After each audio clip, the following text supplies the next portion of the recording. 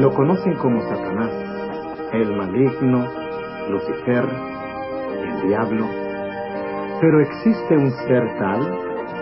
Y si existe, ¿cuáles son sus propósitos? ¿Y cómo podemos escapar de su poder? Escuchemos a continuación al pastor Esteban Bor en la presentación del tema titulado ¿Existe el diablo?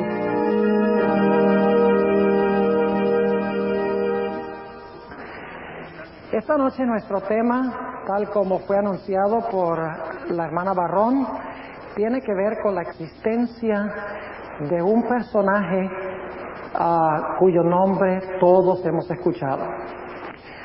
Se conoce como Satanás, el diablo, el maligno, tantos nombres, tantos sinónimos que hay para él.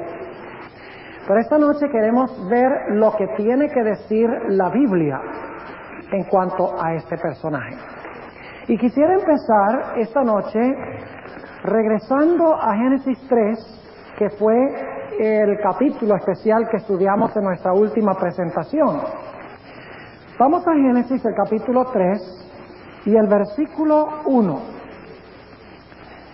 Este es un versículo un poco sorpresivo, porque de repente en un huerto perfecto aparece una serpiente que habla.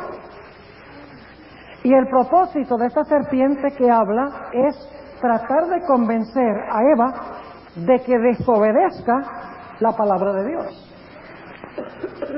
Inmediatamente nos preguntamos, bueno, esta serpiente, ¿de dónde salió? Si dice en Génesis 1 que todo lo que Dios hizo era bueno, ustedes saben que la Biblia dice eso, noten Génesis 1:31, dice, y vio Dios todo lo que había hecho, y he aquí que era bueno en gran manera. Pero ahora tenemos una serpiente que está tratando de convencer a Eva de que haga algo malo. Y aparece de repente en el relato bíblico. Y uno dice, bueno, ¿de dónde salió esta serpiente? Ahora, nosotros sabemos que las serpientes no hablan. La Biblia nos dice que el hombre fue hecho a imagen y semejanza de Dios. Es decir, el hombre fue creado un ser racional, que puede llevar una conversación, que puede hablar y discutir. Pero no hay ninguna evidencia en la Biblia de que Dios le haya dado a los animales la capacidad de razonar y de comunicarse de una forma inteligente, racional, con el ser humano. Pero aquí tenemos una serpiente que está hablando. Ahora inmediatamente nos preguntamos, ¿será que la serpiente era la que estaba hablando? ¿O será que había un poder detrás de la serpiente que la estaba usando para sus propósitos?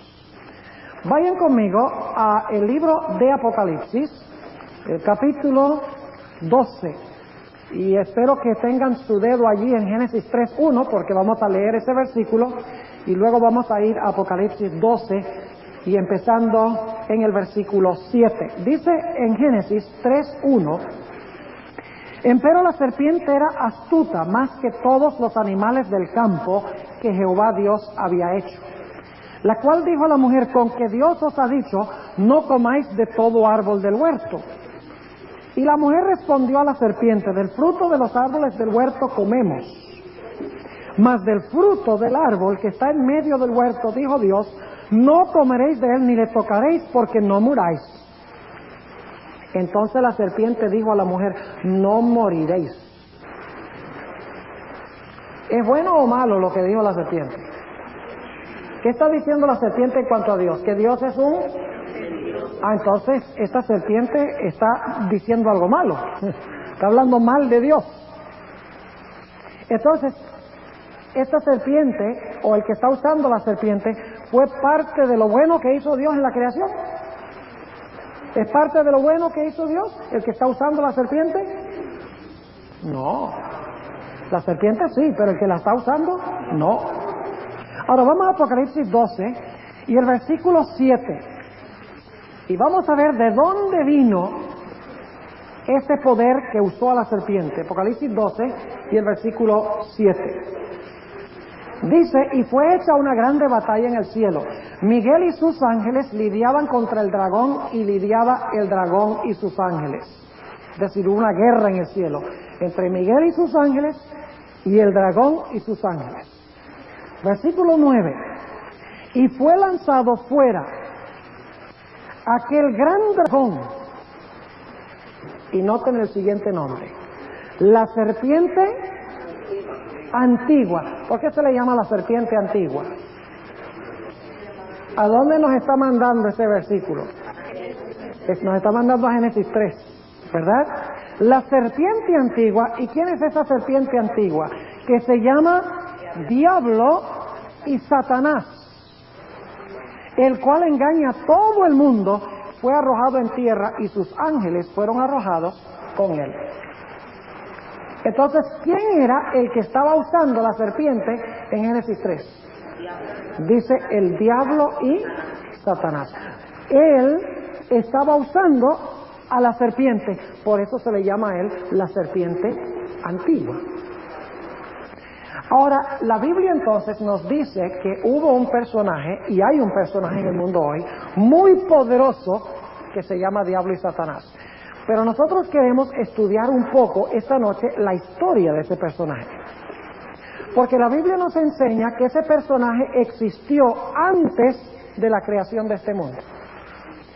Y nos dice que antes de la creación de este mundo, ese personaje era perfecto, hermoso y sabio. Así que vamos a analizar esta noche de dónde vino este personaje que nosotros conocemos como el diablo y Satanás. Vayan conmigo al libro de Ezequiel. Ezequiel, el capítulo 28, y vamos a analizar lo que nos dice en cuanto a este personaje. Ezequiel, el capítulo 28, y vamos a empezar leyendo en el versículo 12. Ezequiel está más o menos por ahí por la mitad de su Biblia, un poquito más adelante de la mitad. Ezequiel 28 y el versículo 12 dice lo siguiente: Hijo del hombre, levanta endechas sobre el rey de Tiro y dile: así ha dicho el Señor Jehová, tú echas el sello a la proporción, lleno de sabiduría y acabado de ¿qué? Y acabado de hermosura. Así que dice que estaba lleno de ¿qué? De sabiduría y acabado de hermosura. Es decir, era un personaje hermoso, era un personaje sabio. Ahora, si ustedes comparan Isaías 14, y más adelante en el tema esta noche vamos a ir a Isaías 14, allí a este personaje se le llama Lucifer. ¿Cuántos han oído hablar de Lucifer? Algunos lo llaman Luzbel, pero la Biblia lo llama Lucifer. ¿Sabe lo que significa el nombre Lucifer? Significa portador de luz, cargador de luz. Es decir, era, según la Biblia, un personaje hermoso, sabio, lleno de luz, brillante, según dice la Sagrada Escritura. Ahora queremos notar por qué lo creó Dios. Note lo que dice en Ezequiel nuevamente, el capítulo 28 y el versículo 13. Dice: en Edén, en el huerto de Dios estuviste, toda piedra preciosa fue tu vestidura, el sardio, topacio, diamante, crisólito, onique y berilo, el zafiro, carbunclo y esmeralda y oro. Y ahora escuchen: los primores de tus tamboriles y pífanos estuvieron apercibidos para ti en el día de tu creación. Ahora, hay dos palabras claves en la última parte del versículo 13. En primer lugar, habla de tamboriles. Yo le pregunto, ¿qué es un tamboril? ¿Saben lo que es un tamboril? ¿Un tambor? ¿Saben lo que es un tambor? Es un instrumento músico. Y un tamboril es un tambor pequeño.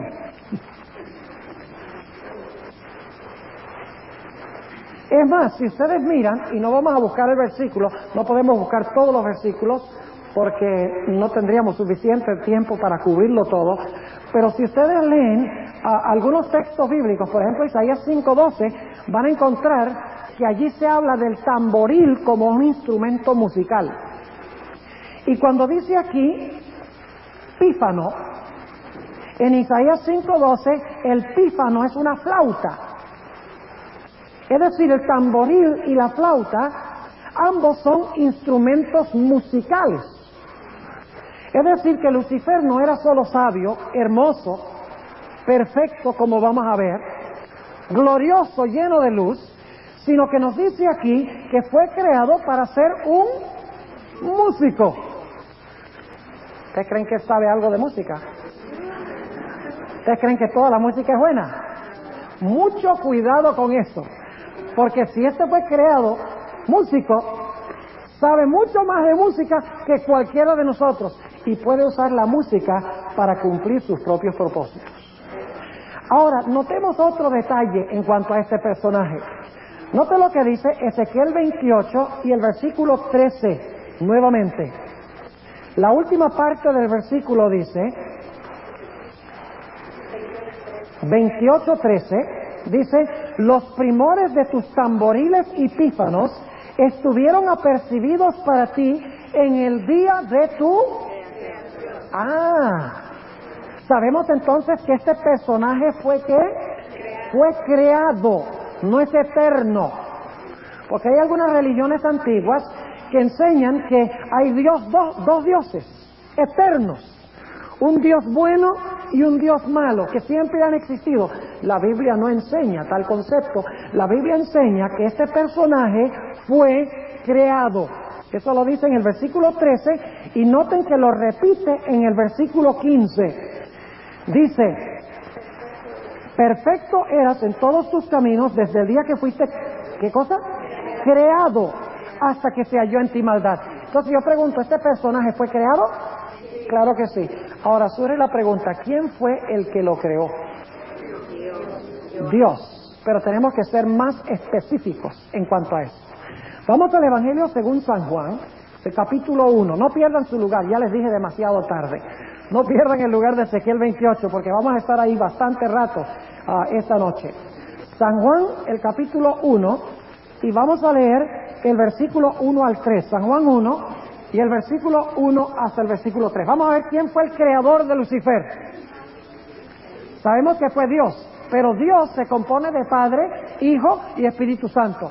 ¿Cuál de los tres, el Padre, el Hijo o el Espíritu Santo, fue el que creó a Lucifer? Note lo que dice San Juan 1 y el versículo 1 al 3. Dice, en el principio era el verbo. ¿Quién es el verbo? ¿Quién es este verbo de Juan 1? Noten el versículo 14. Dice, y aquel verbo fue hecho carne. ¿Y quién fue el que se encarnó? Entonces, ¿quién es este verbo? Es Jesús, ¿verdad? Note lo que dice otra vez el versículo 1. En el principio era el verbo, y el verbo era con Dios, y el verbo era Dios. Este era en el principio con Dios. Y ahora noten el versículo 3. Todas las cosas por Él fueron hechas. ¿Por quién fueron hechas? Por el verbo. ¿Y quién es el verbo? Jesús. Dice, todas las cosas por Él fueron hechas. Y sin Él, nada de lo que es hecho, fue hecho. Noten también el libro de Colosenses. Vamos al libro de los Colosenses. Esa es una de las epístolas pequeñas del apóstol San Pablo. Viene antes de Primera de Tesalonicenses. Colosenses, el capítulo 1.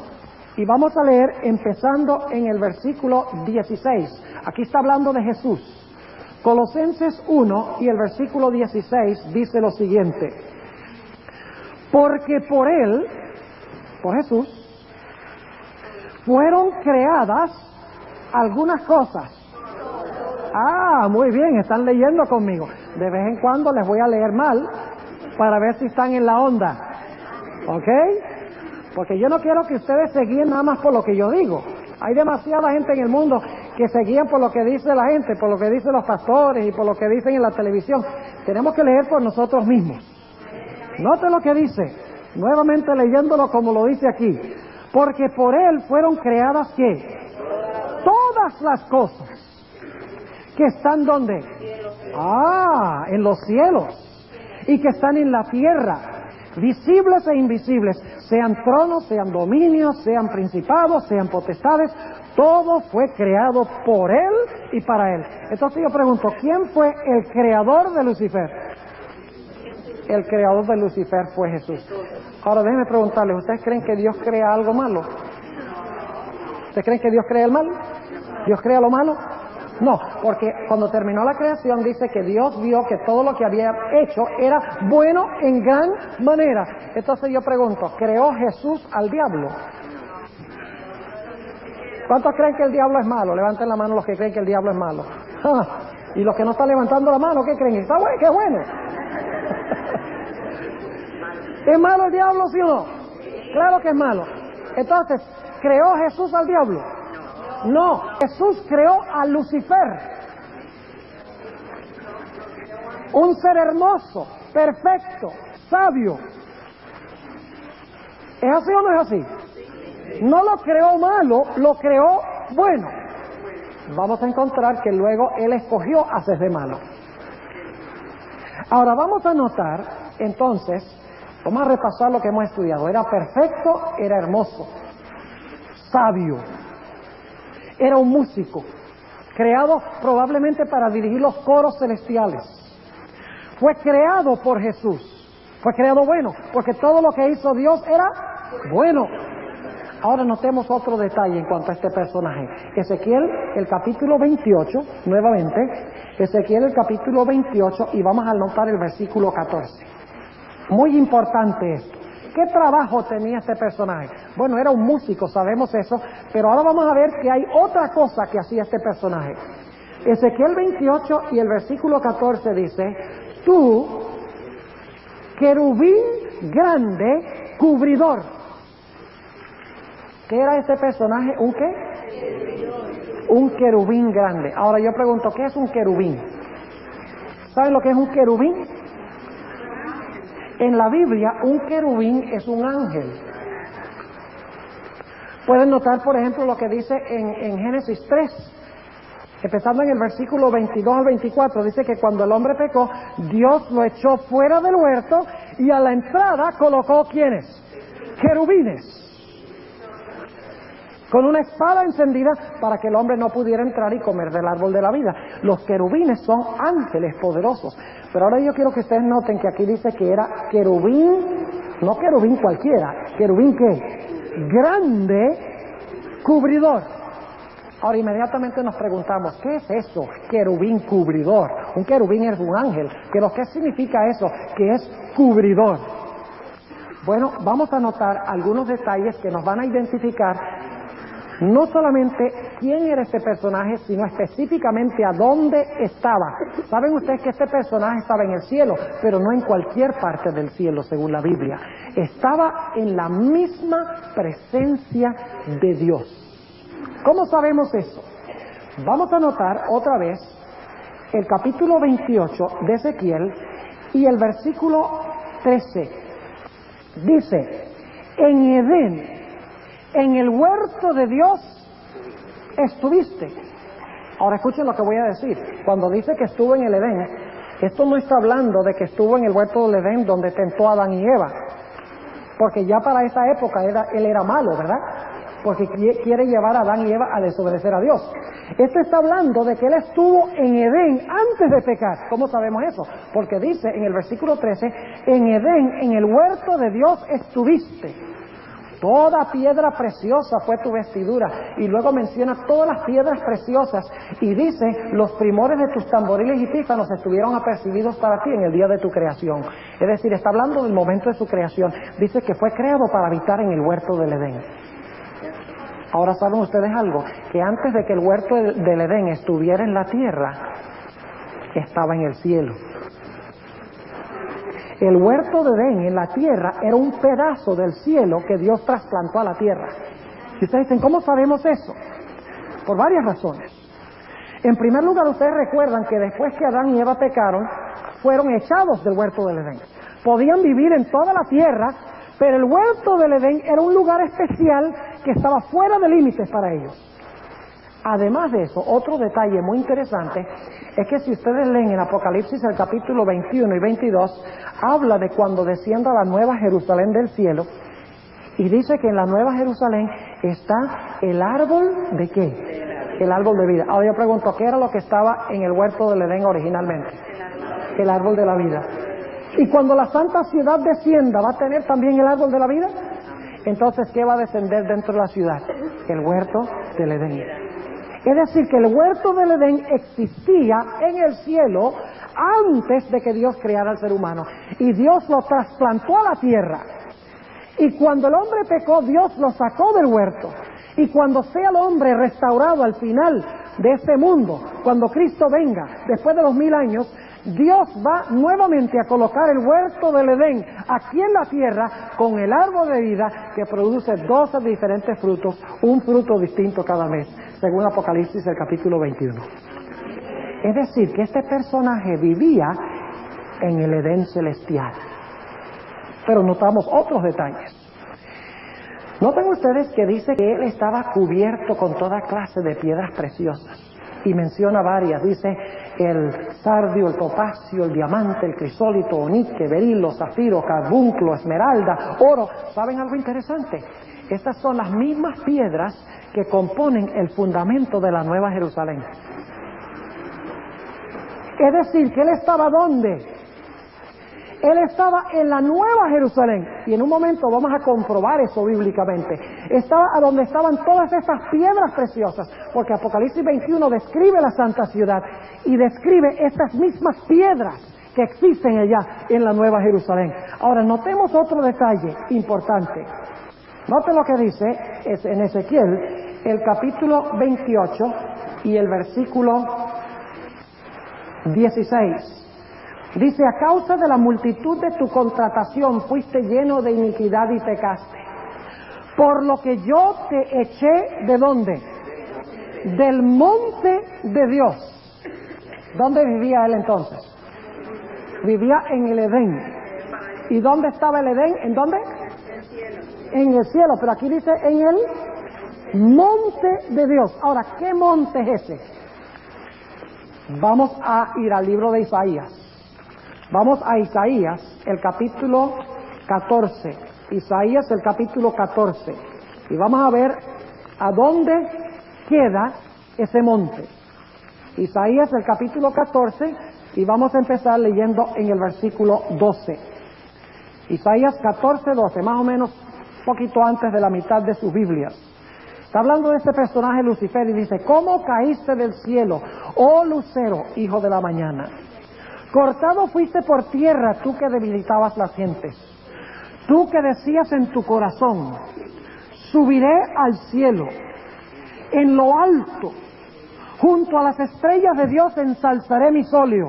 Y ahora escuchen. ¿Y en el qué? En el monte del testimonio, ¿me qué? Me sentaré a los lados de ¿dónde? Esa palabrita ya no la usamos, el aquilón. ¿Saben ustedes qué dirección del compás es el aquilón? Es el norte, exactamente. Es una palabra que significa norte. ¿Dónde queda entonces el monte del testimonio? ¿A los lados del qué? A los lados del norte. Y luego dice en el versículo 14, sobre las alturas de las nubes subiré y seré semejante a ¿quién? Al Altísimo. ¿Quién habita entonces en ese monte? El Altísimo mora en ese monte. ¿Y el monte queda en qué dirección del compás? A los lados del norte. Ahora, yo pregunto, ¿qué es el nombre de ese monte? Vamos a buscar en nuestras Biblias el libro de los Salmos. Salmo 48. Salmo 48, y vamos a leer los versículos 1 y 2 para ver cuál es ese monte. Salmo 48 y el versículo 1 y también el versículo 2. Dice allí lo siguiente: grande es Jehová y digno de ser en gran manera alabado en la ciudad de nuestro Dios, en el monte de su santuario. Hermosa provincia, el gozo de la tierra es el ¿qué?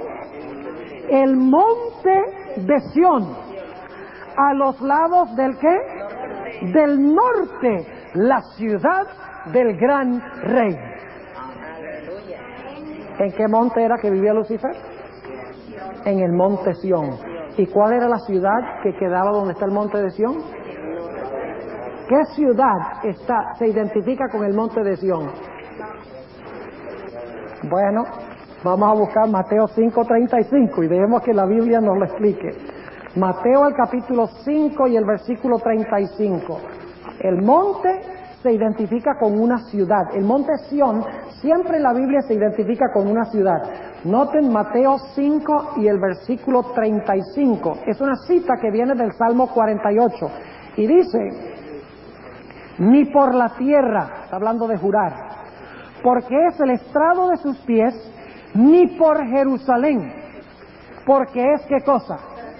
Porque es la ciudad del gran rey. Entonces, ¿en qué monte era que vivía Lucifer? En el monte de Sión. ¿Y qué ciudad quedaba allá? Jerusalén. ¿Cuál Jerusalén? ¿La terrenal o la celestial? La celestial, exactamente. Ahora, volvamos otra vez a Ezequiel, el capítulo 28. Y vamos a notar un detalle muy interesante. Regresemos a hablar aquí del querubín cubridor. Dice en el versículo 14, tú, querubín grande, cubridor, y yo te puse en el santo monte de Dios estuviste. Es decir, estuvo en el monte y su trabajo era querubín cubridor. Ahora, ¿qué significa eso, querubín cubridor? Déjenme explicarles algunas cosas para que puedan entender cuál era la función que ocupaba este ángel. Ustedes recuerdan que Dios en el Antiguo Testamento le mandó a Moisés que hiciera un santuario en el desierto. Era como una carpa. Y en ese santuario o en esa carpa habían diferentes muebles que Dios mandó a fabricar para poner dentro de esa carpa o dentro de ese santuario. Ahora, ese santuario se componía de 3 lugares. Había el atrio o el patio de afuera, y dentro de ese patio se encontraba un edificio en todo el centro. Y ese edificio estaba encerrado por cortinas, nadie podía ver los apartamentos desde afuera. Y entonces ese santuario o ese edificio estaba compuesto de 2 divisiones, el lugar santo y el lugar santísimo. En el lugar santísimo se encontraba un mueble que se conoce como el Arca del Pacto. ¿Han oído hablar del Arca del Pacto? Tremendo mueble es el Arca del Pacto. Es decir, en el lugar santísimo estaba el Arca del Pacto. Ahora, el Arca del Pacto tenía adentro, y en un momento vamos a leer los versículos que nos dicen esto, dentro del Arca del Pacto se encontraban las tablas de los 10 mandamientos. Encima del arca se encontraba una tapa que se conoce como el propiciatorio. Es el lugar a donde cuando Dios quería hablar con el pueblo, la gloria de Dios descendía encima de la tapa del arca, es decir, encima del propiciatorio. Ahora, lo interesante es que en cada lado del arca Dios mandó a labrar ángeles de oro puro. Y esos ángeles en la Biblia se conocen como querubines. Vamos al libro de Éxodo, el capítulo 25. Vamos a Éxodo, el capítulo 25, y vamos a leer en cuanto a esto. Éxodo, el capítulo 25, y vamos a leer empezando en el versículo 18. Vamos a leer empezando en el versículo 16 para tener todo el contexto. Éxodo 25 y el versículo 16 dice: y pondrás en el arca el testimonio que yo te daré, y harás una cubierta de oro fino, cuya longitud será de 2 codos y medio y su anchura de codo y medio, y harás también, ¿qué cosa? 2 querubines. ¿Es la misma palabra que vimos en el libro de Ezequiel? ¿La palabra querubín? Sí. Harás 2 querubines de oro. Labrados a martillo los harás en los 2 cabos de la cubierta. ¿Qué significa eso en los 2 cabos de la cubierta? Significa uno en un lado y el otro en el otro lado. Versículo 19, escuchen. Harás pues un querubín al extremo de un lado y un querubín al otro extremo del lado opuesto. De la calidad de la cubierta harás los querubines en sus 2 extremidades. Y ahora noten el versículo 20. Y los querubines extenderán por encima, es decir, por encima del arca, sus alas. ¿Y cuál es la próxima palabra? ¿Cuál es? Esa palabra la vimos en Ezequiel 28. ¿Querubín qué? Cubridor. ¿Qué dice aquí? Los querubines extenderán por encima las alas, ¿qué? Cubriendo con sus alas la ¿qué? La cubierta, sus caras, la una enfrente de la otra, mirando a la cubierta las caras de los querubines. Entonces yo pregunto, ¿a dónde se encontraban los querubines? Se encontraban al lado y lado del arca del pacto. ¿Y quién manifestaba su presencia en todo el centro del arca del pacto? Dios. Quiere decir que este ángel, Lucifer, era el ángel que más cerca estaba de Dios de todos los ángeles celestiales. Estaba a un lado mismo de Dios. Y estaba mirando hacia abajo. Y lo que significa eso, que estaba mirando hacia abajo, donde está la cubierta, es que estaba mirando hacia donde se encontraba la ley de Dios. Porque la gloria de Dios se manifestaba encima del arca, y adentro del arca, abajo de la gloria de Dios, se encontraban ¿qué cosa? Los 10 mandamientos de la ley de Jehová. Vamos a leer eso en el libro de Deuteronomio, el capítulo 10. Deuteronomio, el capítulo 10. Y vamos a leer los versículos 1 al 5. Ustedes recuerdan que a Moisés, Dios le dio las tablas de los 10 mandamientos y él bajó del monte. Y cuando llegó al pie del monte, la gente estaba adorando un becerro de oro y danzando y estaban emborrachándose. Y Moisés se enojó tanto que tomó las tablas de los 10 mandamientos y rompió las tablas contra el suelo en pedacitos. Bueno, después Dios le dijo a Moisés, mira, corta otras 2 tablas y me las traes al monte, y entonces yo voy otra vez a escribir los 10 mandamientos en las tablas. Y eso es lo que vamos a leer ahora en Deuteronomio 10 y empezando en el versículo 1. Deuteronomio 10:1. En aquel tiempo Jehová me dijo, lábrate 2 tablas de piedra como las primeras, es decir, las que rompió. Y sube a mí al monte y hazte un arca de madera. Y escribiré, noten que Dios es el que escribe, escribiré en aquellas tablas las palabras que estaban en las tablas primeras que quebraste. Y las pondrás ¿dónde? En el arca. E hice un arca de madera de Sitim y labré 2 tablas de piedra como las primeras y subí al monte con las 2 tablas en mi mano. Y escribió, es decir, Dios escribió en las tablas conforme a la primera escritura, las 10, ¿qué cosa? Palabras que Jehová os había hablado en el monte de en medio del fuego, el día de la asamblea, y diómelas Jehová. Y volví y descendí del monte y puse las tablas en el arca que había hecho, y ahí están como Jehová me mandó. Ahora escuchen lo que voy a decir. ¿En el cielo hay un santuario? ¿Sí hay uno? Sí, porque en Hebreos 8:5 dice que el santuario terrenal era sombra del santuario celestial. Entonces, el santuario en la tierra era una sombra del cielo. Yo pregunto, cuando el sol está detrás mío y el sol proyecta su luz sobre mí, ¿qué proyecto yo en el suelo? Una sombra. Para que haya una sombra, tiene que haber una realidad que proyecta la sombra. ¿O es que puede haber una sombra sin un objeto que la proyecte? Claro que no. Entonces, si el santuario terrenal era una sombra del celestial, ¿en el cielo también hay un santuario, el original? Claro que sí. Ahora, si en la tierra estaba el arca del pacto, ¿creen ustedes que en el cielo hay un arca del pacto? No solo tenemos que adivinar, porque dicen en el libro de Apocalipsis, el capítulo 11 y el versículo 19, dice que el cielo fue abierto y se vio el arca de su pacto en el cielo. Lo dice la Biblia. Entonces, si en la tierra había un arca del pacto, en el cielo también hay un arca del pacto. En la tierra Dios mandó a poner, ¿qué cosa? 2 querubines, uno a cada lado, y la presencia de Dios se manifestaba en el centro. ¿Debe existir también lo mismo en el cielo? 2 querubines cubridores, claro que sí. Ahora, en la tierra estaban dentro del arca los 10 mandamientos. ¿Creen ustedes que en el cielo, en el arca del pacto, también deben estar los 10 mandamientos? Claro que sí. Ahora, eso nos va a llevar a nuestro próximo punto. Volvamos otra vez a Ezequiel el capítulo 28. Ezequiel el capítulo 28 y el versículo 16. Es un versículo muy importante. Este versículo es muy importante, porque vamos a ver qué es lo que llevó a este personaje a rebelarse contra Dios. ¿Hasta ahora vamos bien? ¿Entienden lo que estamos estudiando? ¿Entienden por qué lo creó Dios? Músico, hermoso, sabio, perfecto, creado por Jesús.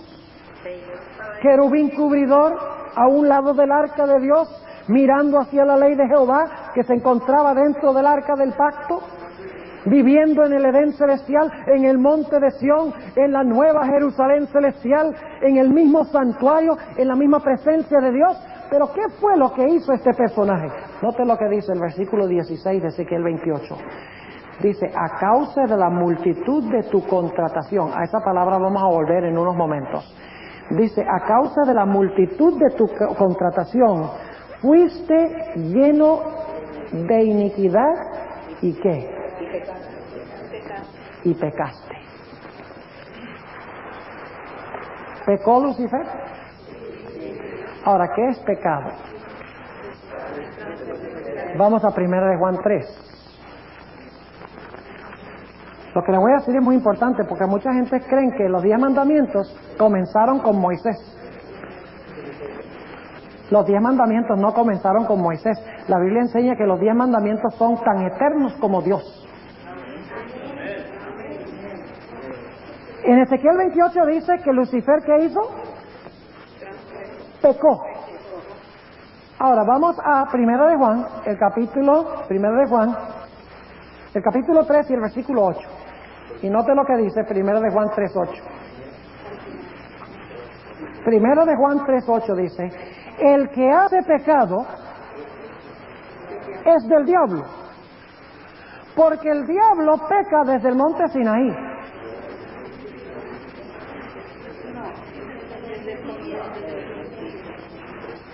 ¿Tienen el versículo o no? Que no oigo uno o dos protestando ahí, pero no oigo tantos protestando. Voy a leerlo de nuevo. El versículo 8 dice, el que hace pecado es del diablo, porque el diablo peca desde los días de Moisés. El diablo peca desde el principio. ¿Es lo mismo que dice Ezequiel 28? ¿Dice pecaste? Aquí dice que el diablo pecó desde el principio, ¿sí o no? Ahora, sobre la pregunta, ¿qué es pecado? Noten el versículo 4 de 1 de Juan 3. Dice, cualquiera que hace pecado traspasa también la ley, pues el pecado es transgresión de la ley. ¿Cuántos creen que Satanás o Lucifer pecó en el cielo? ¿Pecó en el cielo? ¿Y qué es pecado? Transgresión de la ley. Entonces, ¿quebrantó Lucifer la ley de Dios? ¿Que estaba ahí mismo, en la presencia de él? ¿Dentro del arca del pacto? Claro que sí. Porque si el pecado es transgresión de la ley y Lucifer pecó, ¿cómo iba a pecar si no había ley para transgredir? ¿Están entendiendo lo que estoy diciendo? Ahora, vamos a Juan 8:44. Juan, el capítulo 8 y el versículo 44. San Juan 8:44. Y vamos a anotar un par de detalles en cuanto a este personaje que se conoce como el diablo. Juan 8 y el versículo 44 dice, Jesús está hablando a los judíos de su época, y dice, vosotros de vuestro padre el diablo sois, y los deseos de vuestro padre queréis cumplir. Y luego dice, él homicida. ¿Qué significa la palabra homicida? Asesino. ¿Hay un mandamiento de la ley de Dios que prohíbe asesinar? ¿Cuál es el mandamiento? No matarás. Ahora aquí dice, el homicida ha sido desde el monte Sinaí. El homicida ha sido ¿desde cuándo? Entonces, ¿había un mandamiento que decía no matarás desde el principio? Sí, pues si ha sido homicida desde el principio, es porque había una ley que decía no matarás. Pero eso no es todo, sigue diciendo, y no permaneció en la verdad, porque no hay verdad en él. Cuando habla mentira, de lo suyo habla, porque es mentiroso y padre de mentira. ¿Qué mandamiento corrompe el que dice mentiras? No hablarás, ¿qué? Falso testimonio. Entonces, si él habló mentira, ¿había un mandamiento al principio que decía no hablarás falso testimonio? Claro que sí. Ahora, en un momento vamos a ir al libro de Isaías y vamos a encontrar algo muy interesante, y es que este Lucifer quería hacerse igual a Dios. Ya lo leímos hace unos momentos, ¿verdad? Ahora, hay un mandamiento que dice, no tendrás dioses ajenos delante de mí. Entonces, ¿estaba Lucifer quebrantando ese mandamiento? Además del que decía, no matarás, además del que dice, no hablarás falso testimonio. ¿Codició Lucifer el puesto de Dios, el trono de Dios? Entonces estaba quebrantando el mandamiento que dice, no codiciarás. Entonces yo pregunto, ¿desde el mismo comienzo existía la ley de Dios? Claro que existía la ley de Dios. Ahora vamos a Isaías, el capítulo 14. Isaías, el capítulo 14, y vamos a leer la descripción más detalladamente de lo que dice en cuanto a Lucifer allí. Isaías 14 y el versículo 12. Dice, ¿cómo caíste del cielo, oh lucero, hijo de la mañana? Cortado fuiste por tierra, tú que debilitabas las gentes. Tú que decías en tu corazón. Y ahora yo voy a agregar un pronombre. No crean que le estoy agregando a la Biblia, está sobreentendido. Y en el hebreo está, dicho sea de paso. Lo que pasa es que en la traducción no lo pusieron porque les parece que es muy repetitivo. Pero hay un propósito muy importante. Yo subiré al cielo. En lo alto junto a las estrellas de Dios, yo ensalzaré mi solio. Y en el monte del testimonio, yo me sentaré a los lados del aquilón. Sobre las alturas de las nubes, yo subiré y yo seré semejante al Altísimo. ¿Qué problema tenía Lucifer? Tenía un problema del yo. ¿No es cierto? Dice, pecaste. ¿Cuál fue su pecado? El yo. Volvamos otra vez a Ezequiel el capítulo 28. Ezequiel el capítulo 28. Ezequiel el capítulo 28. Y vamos a leer el versículo 17, noten. Enaltecióse tu corazón a causa de tu ¿qué? De tu hermosura. Ah, entonces no es un monstruo grotesco con cachos y rabo y con un tridente en la mano asando pecadores en las llamas del infierno. Eso no es lo que enseña la Biblia. La Biblia enseña, enaltecióse tu corazón a causa de tu hermosura, corrompiste tu sabiduría a causa de tu ¿qué? De tu resplandor. Es decir, se llenó de ¿qué? De orgullo, del yo. ¿Cuál fue el pecado de Lucifer? El yo, el orgullo. Bueno, pero acabamos de ver de que él pecó. ¿Qué relación tiene el pecado con el yo? Déjenme explicarles qué conexión tiene. La ley de Dios es una ley de amor. ¿Saben ustedes que en Romanos 13:10 el apóstol Pablo dice que el amor es el cumplimiento de la ley? En Mateo 22, 34 al 40, Jesús dice que en el mandamiento amor a Dios y amor al prójimo se resume toda la ley. ¿Saben ustedes por qué fueron dados los 10 mandamientos? Los 10 mandamientos describen lo que es una relación de amor entre una persona y otra. Es decir, los 10 mandamientos describen lo que es amor. Por ejemplo, si usted ama a sus padres, los va a respetar. Ama a tu padre y a tu madre. Si usted ama a su prójimo, no lo va a matar. Si usted ama a su prójimo, no va a robarle la esposa. Si usted ama a su prójimo, no le va a robar su propiedad. Si usted ama a su prójimo, no va a arruinar su reputación hablando mal de él. Si usted ama a su prójimo, no va a codiciar lo que le pertenece. Es decir, los 10 mandamientos protegen nuestras relaciones con otros. ¿Y saben lo que es? Cuando una persona se levanta contra la ley de Dios, es porque se ama a quién? A él mismo. ¿Y qué pasa cuando yo me amo a mí mismo? No pienso de amar a mi prójimo. Muchos de nosotros pensamos que la ley es sencillamente una lista de reglas. No. La ley no es una lista de regulaciones y de prohibiciones. No, la ley nos describe qué es el amor en acción en relación con otras personas. Y la ley también describe lo que es una relación de amor con Dios. Si yo amo a Dios, yo no voy a ponerme como Dios. Si yo amo a Dios, yo no voy a poner un ídolo en lugar de Dios. Si yo amo a Dios, yo no voy a usar en vano su nombre. Si yo amo a Dios, yo voy a reposar como Él ha mandado con Él. Es decir, que los 10 mandamientos describen lo que es en verdad el amor. Y cuando usted deja de amar a otras personas y se ama a sí mismo, el resultado es que usted está quebrantando todos los principios de los 10 mandamientos. Gloria a Dios. Porque mucha gente dice, no, yo no quiero los mandamientos, yo lo que quiero es amor. Pero usted no puede hablar de amor sin hablar de los mandamientos, porque los mandamientos describen en forma escrita lo que es el amor. Y por eso Jesús dijo, si me amáis, guardad mis mandamientos. Es decir, Lucifer, cuando él dijo yo, no podía pensar en más nadie sino él, y por lo tanto no tenía amor ni para con Dios, ni tampoco para con su prójimo. ¿Están entendiendo lo que fue ese primer pecado?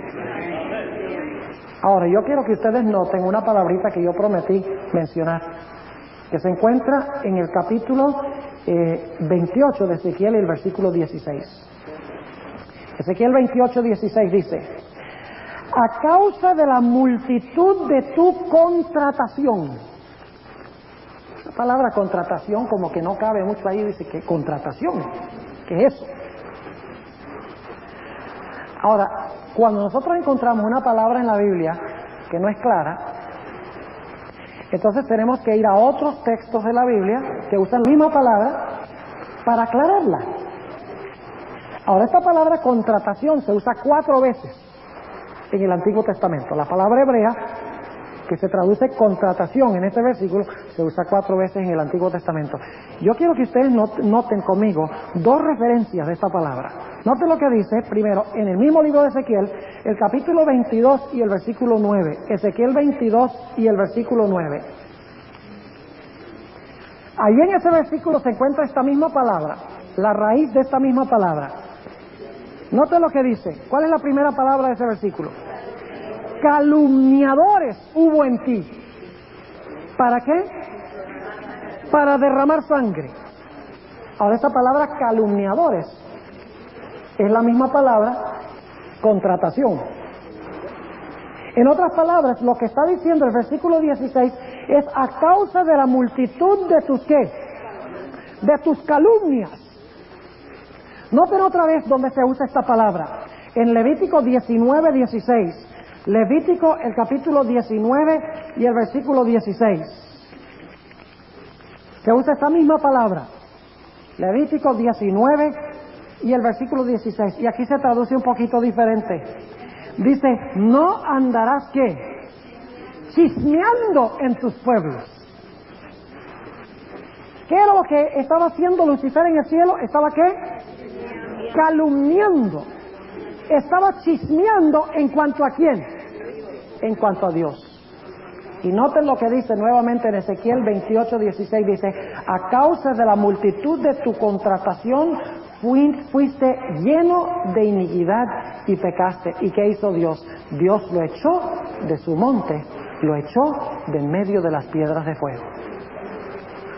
¿Ustedes recuerdan que leímos en Apocalipsis 12, donde dice que el gran dragón fue lanzado fuera y sus ángeles fueron lanzados fuera con él?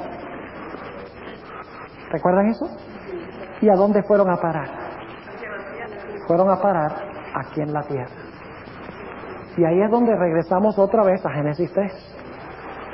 ¿Y qué está tratando Satanás de lograr con Eva en Génesis 3? Le dice, seréis como Dios. ¿Qué había dicho Lucifer en el cielo? Seré semejante al Altísimo. ¿Es este el mismo diablo que cayó del cielo? ¿Y qué le está diciendo a Eva? Mira, desobedece ¿qué? Desobedece a Dios. ¿Es eso lo mismo que él hizo con la ley de Dios en el cielo? ¿Desobedeció a Dios? Claro que sí. Entonces, cuando ustedes oyen personas que quieren llevarnos a desobedecer a Dios, ¿la voz de quién es eso? Esa no es la voz de Dios, esa es la voz de Satanás. Exactamente. Ahora yo quisiera que habláramos esta noche, antes de terminar, en cuanto al fin de este personaje. Porque saben que la Biblia nos dice que este personaje, cuando Cristo venga, va a llegar a su fin. Gracias a Dios. Noten lo que dice en Ezequiel 28 y el versículo 18 y 19. Dice: con la multitud de tus maldades y con la iniquidad de tu contratación ensuciaste tu santuario. Yo pues saqué fuego de en medio de ti, el cual te consumió, y púsete en ceniza sobre la tierra a los ojos de todos los que te miran. ¿Qué va a pasar? ¿Va a ser reducido a qué? A ceniza. Y luego dice en el versículo 19: todos los que te conocieron de entre los pueblos se maravillarán sobre ti, en espanto serás, y para siempre dejarás de ser. ¿Saben algo, hermanos y hermanas? La Biblia nos dice en Mateo 25:41 que hay un fuego que Dios ha preparado para el diablo y sus ángeles. ¿Saben ustedes que el fuego del infierno no ha sido preparado para ningún ser humano? Ha sido preparado para el diablo y sus ángeles. Solo aquellos que escojan unirse con Satanás y tener en su corazón los principios de Satanás, los principios de la desobediencia, el principio del yo, del egoísmo, del orgullo, terminarán en el mismo sitio a donde terminó Satanás. Pero saben que Dios nos puede ayudar para que podamos vencer este espíritu. Dios puede escribir en nuestro corazón su ley, de tal manera que ya nosotros no somos los que nos miramos a nosotros mismos y nos llenamos de orgullo y suficiencia propia, de tal manera que nosotros pongamos a los demás primero, pongamos a Dios primero y nos pongamos a nosotros de último, porque ese es el espíritu del misterio de la piedad, ese es el espíritu que Dios quiere que nosotros tengamos. Quiero concluir esta noche mostrándoles cómo la ley de Dios se relaciona con la forma en que nosotros tratamos a otras personas. ¿Ustedes recuerdan al rey David? Un día salió al balcón del palacio y miró hacia afuera y por ahí abajo vio una mujer que se estaba bañando desnuda. La Biblia dice que David dijo: esa mujer yo la quiero para mí. ¿Qué mandamiento estaba quebrantando cuando dijo eso? No cometerás adulterio, no codiciarás, ¿verdad? Y yo la necesito para mí. Pero el problema es que ella tenía marido. Así que él dice: si yo me la tomo para mí, todo el mundo va a criticar, va a tener problemas. Así que dice: yo lo que voy a hacer es mandar al esposo por ahí al frente militar a donde lo maten. Y entonces, como lo matan, yo entonces digo: yo parezco ser tan bueno porque estoy trayendo a su esposa a mi casa para cuidarla. ¡Qué pecado horrendo! ¡Qué crimen! ¿Ven ustedes que quebrantar el mandamiento no cometerás adulterio y quebrantando el mandamiento no matarás? No son solamente mandamientos escritos, sino tienen relación con nuestro prójimo. Mostró que no tenía nada de amor al quebrantar esos mandamientos, pero cuando guardamos esos mandamientos demostramos que tenemos amor.